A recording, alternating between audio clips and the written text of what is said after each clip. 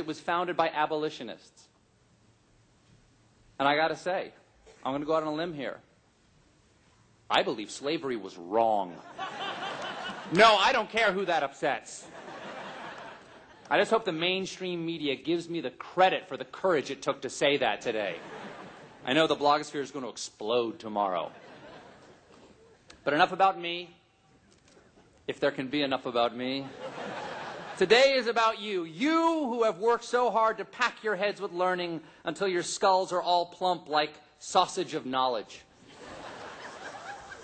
It's an apt metaphor. Don't question it. But now your time at college is at an end. Now you are leaving here.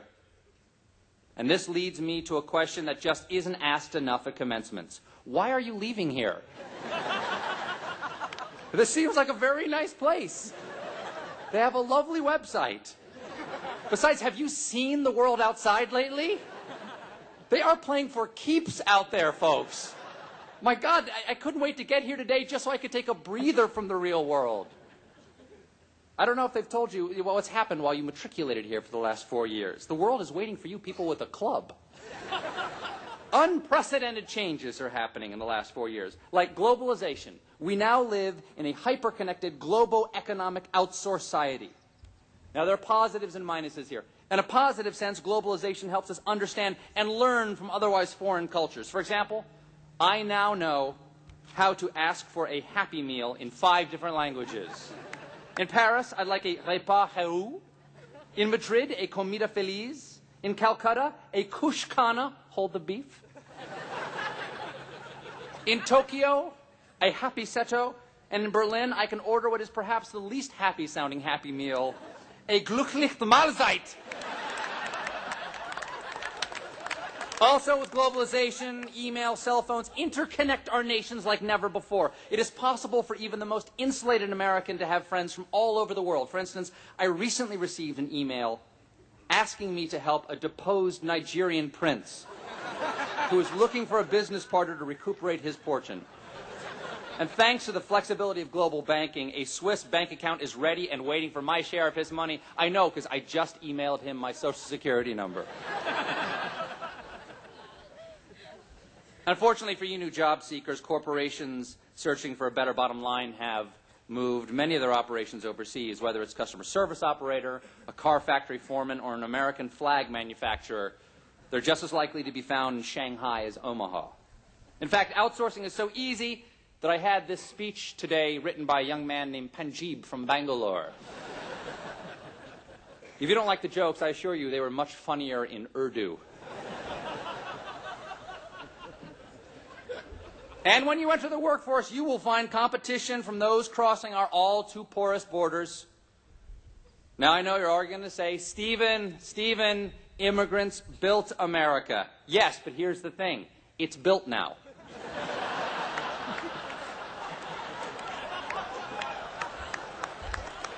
I think it was finished in the mid-'70s sometime. It's just, at this point, it's a touch-up and repair job. But thankfully, Congress is acting, and soon English will be the official language of America. Because if we surrender the national anthem to Spanish, the next thing you know, they'll be translating the Bible. God wrote it in English for a reason. So it could be taught in our public schools.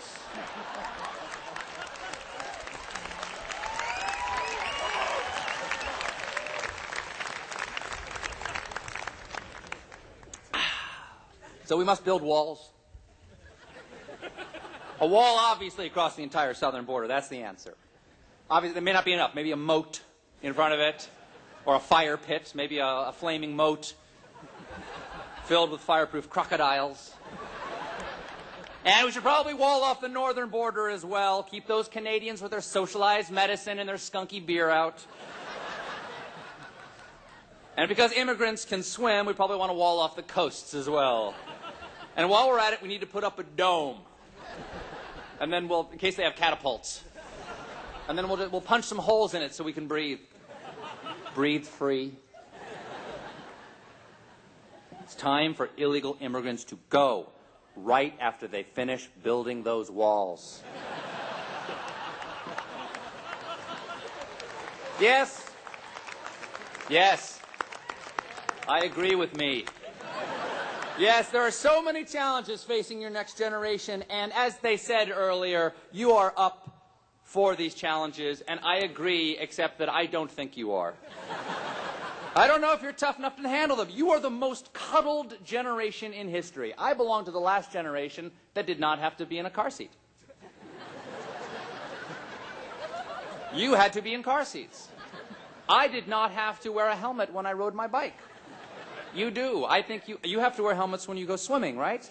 In case you bump your head against the side of the pool. Oh, by the way, I should have said, my speech today may contain some peanut products. Okay.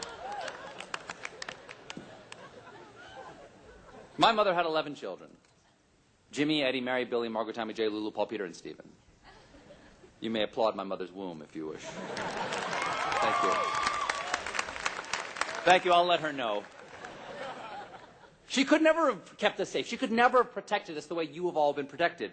She couldn't have fit car seats, 11 car seats. She would just open the back of her town and country and stack us like cordwood. 4 this way, 4 that way, and then she'd put crushed glass in the empty spaces to keep us steady.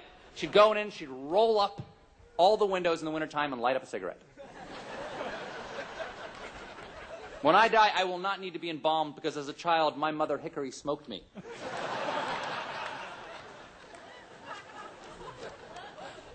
I mean, even these ceremonies are too safe. I mean, this mortarboard, look, it's padded. It's padded everywhere. When I graduated from college, we had the edges sharpened. When we threw ours up in the air, we knew some of us weren't coming home.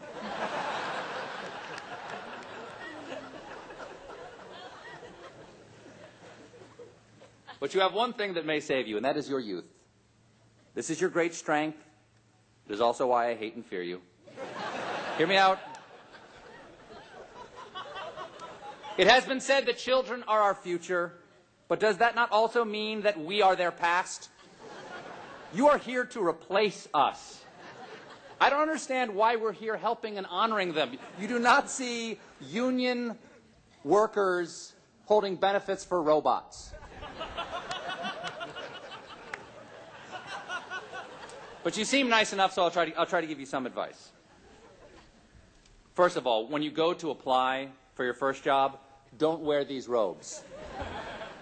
Medieval garb does not instill confidence in future employers, unless you're applying to be a scrivener. And if someone does offer you a job, say yes. You can always quit later. Then at least you will be one of the unemployed as opposed to one of the never employed. Nothing looks worse on a resume than nothing.